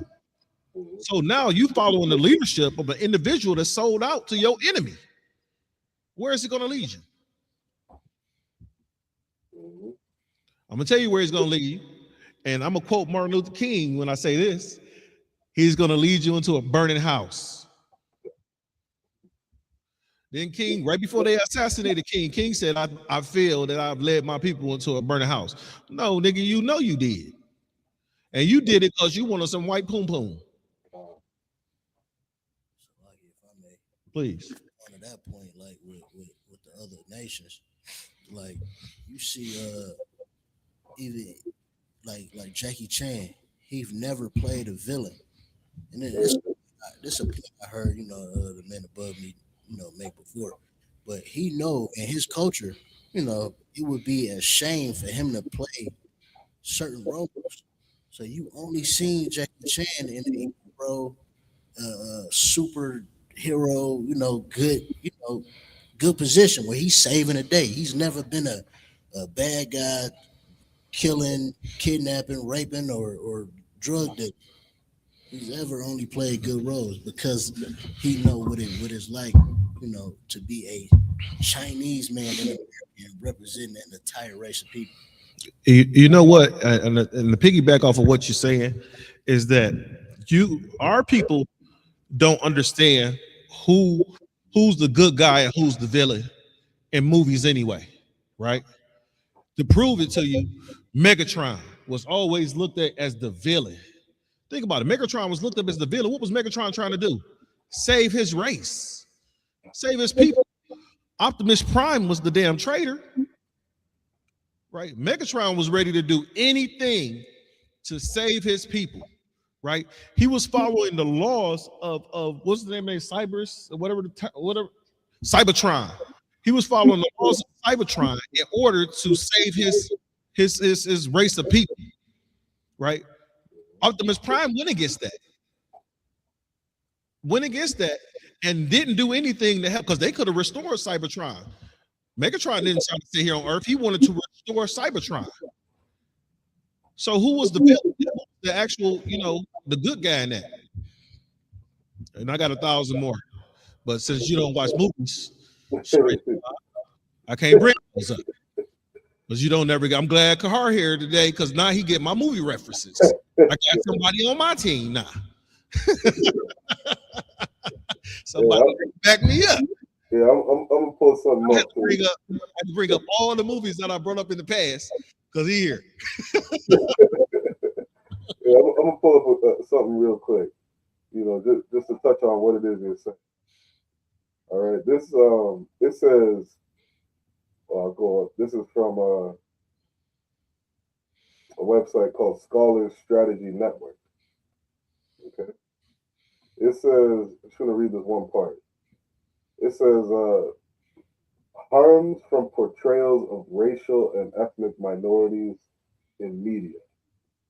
It says, researchers have found that prolonged television exposure predicts a decrease in self-esteem for all girls and for Black boys, but an increase in self-esteem for white boys. You know why, right? God. You know why? Because the sisters is shaking their ass on these.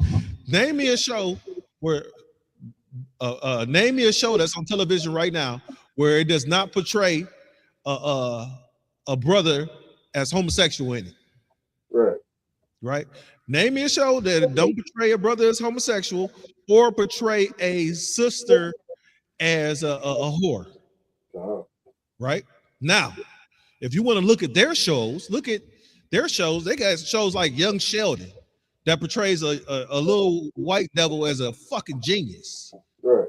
You got Malcolm in the Middle, right? You know what Malcolm in the Middle was? The white everybody hates Chris. That's what it is, right? And everybody hate Chris. Malcolm don't go through the hardship that Chris went through, right? Because Malcolm family wasn't poor.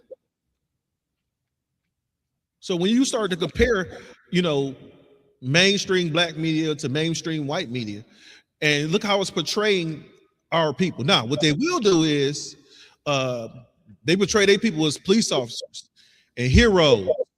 You know what I'm saying? Think about it. They save the day. Oh, there always got to be a white man or a white woman that saves the day. What was the Quentin Tarantino movie with the 5 female ninjas? Kill Bill. You see what I'm saying? Kill Bill. Now you seen that one? I see that one.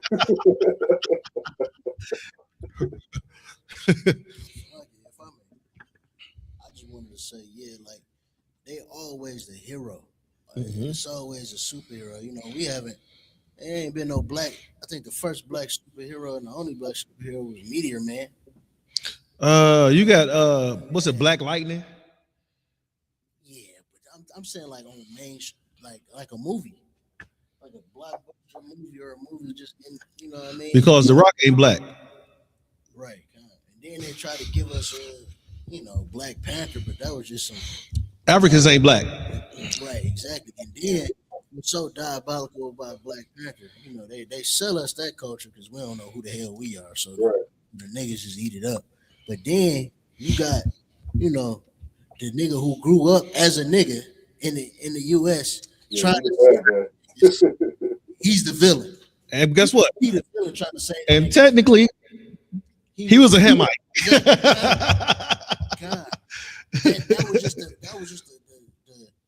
that's just that story. It was to represent that, Yeah. We not saving you niggas. It's not. We gonna have all the power in the world and we still not gonna save you niggas. And you are a bad nigga if you try to save niggas.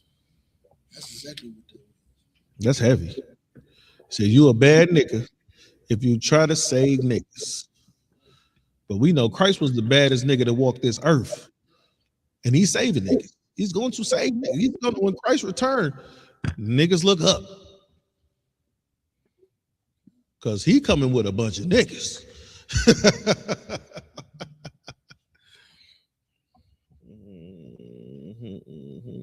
Let me I'm gonna finish this up. I got a video too to play. Real time, bro. So this just ending this out, it says these differences correlate with the racial and gender practices in Hollywood, which predominantly cast white men as heroes while erasing or subordinating other groups as villains, sidekicks, and sexual objects. Studies also show how media images of Native American mascots lower the self-esteem and affect the moods of Native American adolescents and young adults who suffer from high suicide rates. You know what I mean? So again, it's just showing, there are other nations who can sit there and watch TV and not be affected. You know what I mean? White people can watch TV all day, and it's gonna bring their self-esteem up. You know what I mean? It's gonna make them feel like they're the hero, like they're the good guy. Which is why in the UPK we say one of the most important things, you know what I mean? One of the most valuable pieces of wisdom you could have on this earth is to understand that our oppressor is the devil. Damn right. He is the greatest deceiving piece of shit, you know what I mean, that you could ever imagine. He'll make you think that, he is holier than thou. Meanwhile, he's number one in unaliving, his whole family and then putting a bullet in his own head. He's number one in school shootings. He's number one in terrorism. He's number one in gang violence. He's number one in drug dealing. He is the most filthy man. He is what's that brother at the headquarters say? Yakuza. He is a goddamn virus on this earth. You know what I mean? But yet, even being that virus, he can watch TV and he can get better self-esteem. He can walk out that door and feel good about who he is. Why? He's motherfucking Superman on the Hey, look, he's Superman, right? He's Superman. But when it comes to being super, I ain't seen no white LeBron James. You know, I ain't seen no. You know, think about this: Michael Jordan, Usain Bolt. we do everything better than them, right? Understand? Superman, when it first came out, was his first cast as being a black man. And think about it, right? It's just is if you look at it, he was supposed to have been a black orphan, right? That gained superpowers.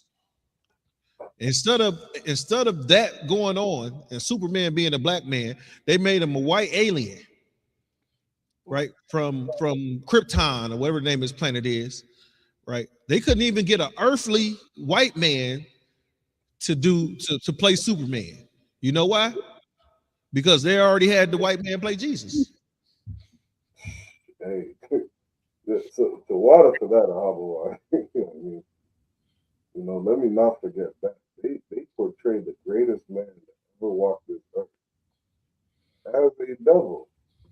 You know what I mean? Like they not just as a devil, but as God Himself.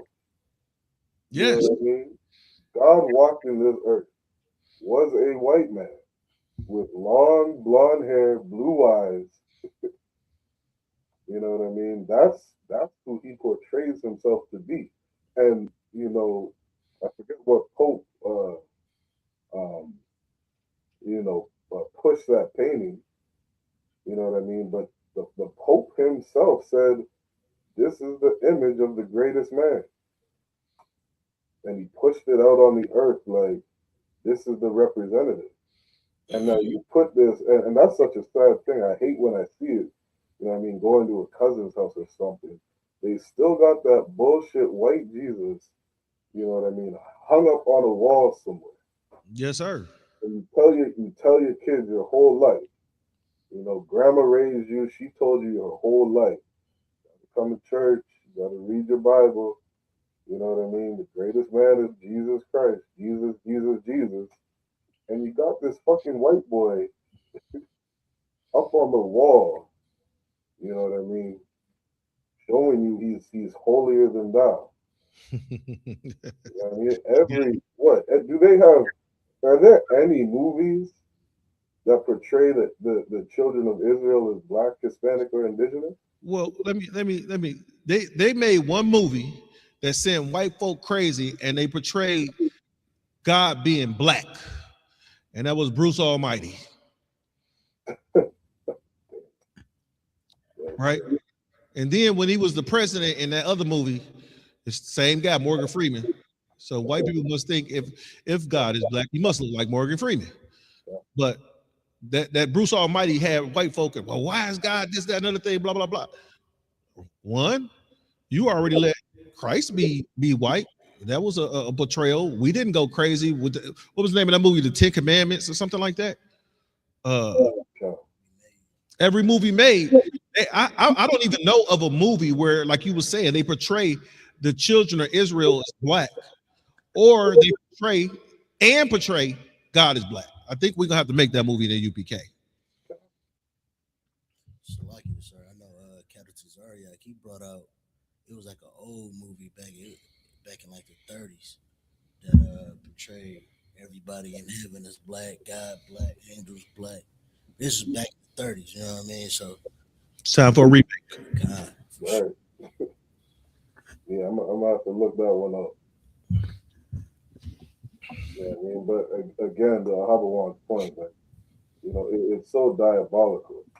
What Captain Zarek just posted a video on that Jewish rabbi. He's like 70 years old, about to meet some 9-year-old boy inside of a shopping center. Talking about how he wants to kiss him, make out with him, this and that. Rabbi gets arrested, goes to jail, and this is who people think are the children of God. You know what I mean? These are the people who say, "Oh, you don't speak Hebrew, you don't know anything about the Torah." You know what I mean? We're the authorities on we're the authority on the Hebrew. You know what I mean? We're the authority on the Bible. If you don't speak Hebrew, you're not gonna understand the scriptures. You know what I mean? Meanwhile, they're molesting little boys. And look here, and the thing about it, sir, about the parents is bringing them to him to kiss this baby on the ride. The parents, how diabolical do you have to be to convince a mother and a father to allow you to suck on a newborn? See nothing wrong with it. That man, them some nasty son of a. I'm gonna leave. I have to slow it down a little bit. Them some nasty individuals, right? You done told this mother and this father, in order for this baby to be holy, the rabbi or whatever they call him got to give you herpes because you know he got the herpes bump on his lip, right? So now these babies, do you understand that herpes can kill children? Small boys under the age of 1, if they contract herpes, it can kill them. Right? Chicken pox, smallpox, those are deadly viruses, right? Herpes is a form of those viruses. It can kill them.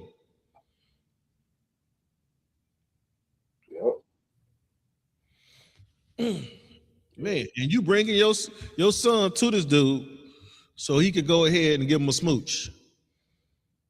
And then you want to say, but the issue is you say you follow the Torah, but you can't show me in the Torah where God told you to kiss a baby dick.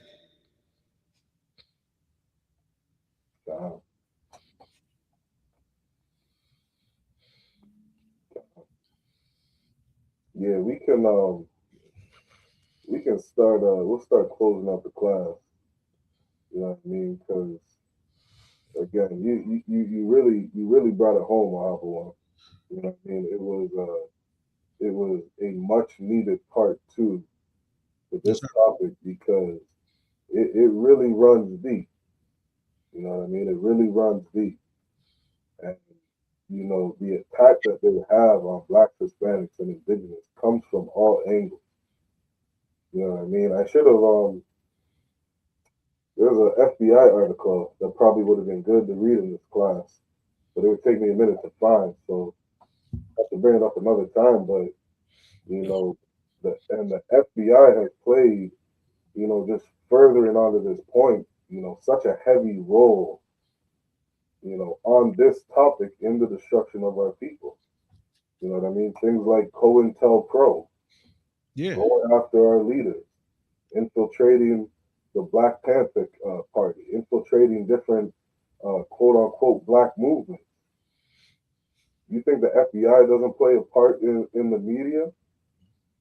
Yes. FBI, like the FBI tells you themselves. You know what I mean? What's one of the ones, you know, a good one? The FBI says, check this out. The FBI says one of the main causes for mass shootings in America is from people seeing in the news mass shootings. So now think about this. You're in an organization that is built to quote unquote protect America. You would think that the FBI would do everything that they could to stop mass shootings. Damn right. How hard would it be for the FBI to say, you know what, America? It is now illegal to show or air any mass shooting in the news. We are not going to make anybody famous if they take a gun and mow down a crowd of 40 people. That's never going to be shown to the public. They would stop mass shootings. Mm-hmm. And the FBI knows and understands the role that media plays inside of America. You think they don't use COINTELPRO in the media? You think that you would be, living under a rock. But that's if that's the true cause of mass shootings. That they say that's one of the major reasons behind the increase in mass shootings. You know what I do when I see a mass shooting on television? You know what it makes me? You know what I do? I pray it wasn't none of our people around. Right. I pray that it wasn't none of our people that got hit. They got hurt. That's what I hope when I see a mass shooting. It don't make me want to go out and do a mass shooting. No. What it makes me think is why no one knew, because they just raided was that Dearborn here in Dearborn? They just raided a bunch of some of them Islam guys. They just raided their house because they said they were supposed to do a mass shooting. It was either on Christmas or on New Year's or something like that. Right? So they were able to prevent that mass shooting. So they raided 2 separate houses and they arrested it was either 6 or 7 guys altogether. Right? So they prevented those mass shootings. So if they can do that in the Arab community, why they can't do it in the white community? Because I'm sure these white folk have the same communication that these Arabs were having. I don't understand what I don't understand is if you're gonna do a mass shooting, why communicate it through text and on phone? Meet in the basement of something, you know what I'm saying? I'm not trying to tell people how to do it, but it just makes sense for you not to have communication because all communication is recorded by Big Brother, right? That's what we're told. And then there's certain keywords that they use to key on where they can track your conversation or not, right? And with AI, that should be easy.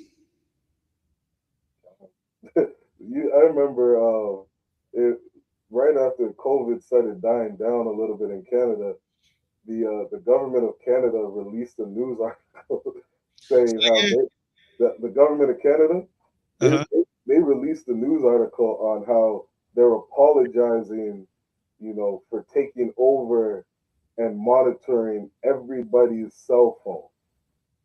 And they did it because they were trying to track where everybody was during COVID. And it was like, damn, so y'all were just, watching me, listening to every conversation, every text message, you know what I mean, at will. You know what I mean? They can be listening to my phone right now. You know what I mean? And they released it. So it's like, it's not a secret that they have the ability to do it. If I may, sir. Wow. Now, the reason why I believe that's bullshit is because if you tracking every single phone, right? You got people staying in the house. It's COVID. How the fuck cocaine and fentanyl and opioids still getting in the country? You should have been like, oh, them the people that's moving around. Let's chase them. No, because they bombing these boats out of Venezuela left and right. They bombing these boats, and now they got drones flying over, bombing some of the interior, right? Right? You know what boats got drugs and what boats are fishing boats coming out of Venezuela. You know which houses are manufacturing and producing cocaine and which houses are not in Venezuela.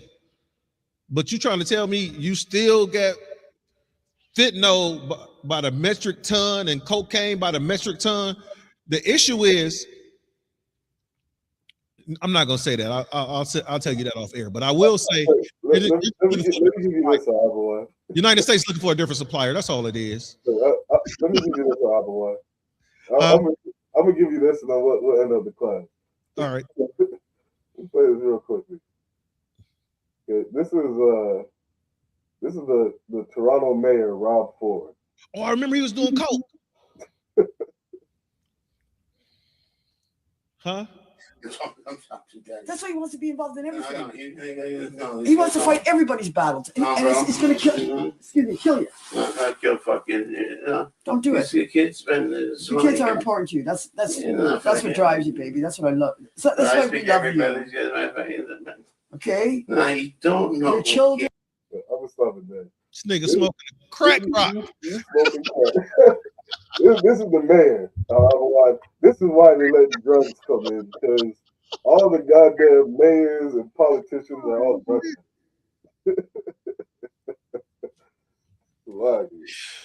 Oh, Yeah. So with that, Ahaba, anything else you want to say? Make sure you like, share, and subscribe to the class. Everybody, like, share, and subscribe to the class, right? It's funny because when the crack epidemic hit, you know, the inner cities of America, right? When it hit the inner cities of America, you got these things called crack babies that they was pushing, right? You got and you know, crack babies are this, crack babies are that, and we were told that 60% of babies was born with crack cocaine in their system, when it really, in actuality, was less than 3%. Right. Yep. Right. And now you got the mayor of Toronto on video smoking crack. I haven't seen one black person on video smoke some crack. They got videos of this man going in alleys and buying it. Ahaba. Say that again. They got videos of this man going in back alleys and buying it. You gotta send me them. Yeah. You gotta send me them. I'm making like a video. What you call that? A video collage. Yeah. This motherfucker smoking crack. You know how many drug dealers saw that video and were like, damn. Hey, play that one. I gotta be his new plug. The damn mayor smoking crack. But then, what was the mayor of New York? Marion Barry? God. DC. He had smoked some crack and then he got his job back. Yeah. Right? So understand, you know, I guess crack, you know, they don't drug test for mayors. Because in order for me to get a job at a plant, I got to take a drug test. And if they find crack in my system, they're not going to hire me. They find weed in your system, these plants are not going to hire you. And then on top of that, they don't take the piss test, they take hair. Right? I don't know how you could beat a hair test. You go ahead and put that stuff and shampoo your stuff, that stuff on your hair, they're gonna take some hair from somewhere else. When I went to a drug, I had to take a drug test for a job, they wanted some underarm hair. I was like, you can have all that you want. Just don't touch the hair on my head. I guess they don't do hair tests for mayors in Toronto. But that's all I got, sir. When we close it? Yeah, with that, we're going to say shalom. All right, the Water Israel for tuning in. Again, make sure you like, share, subscribe. All right, the Water Ka'ar for helping out, holding down the class. Of course, priest, the mighty priest, 500, Officer Ahaba. All right, holding down another history class. With that, we say shalom. Shalom.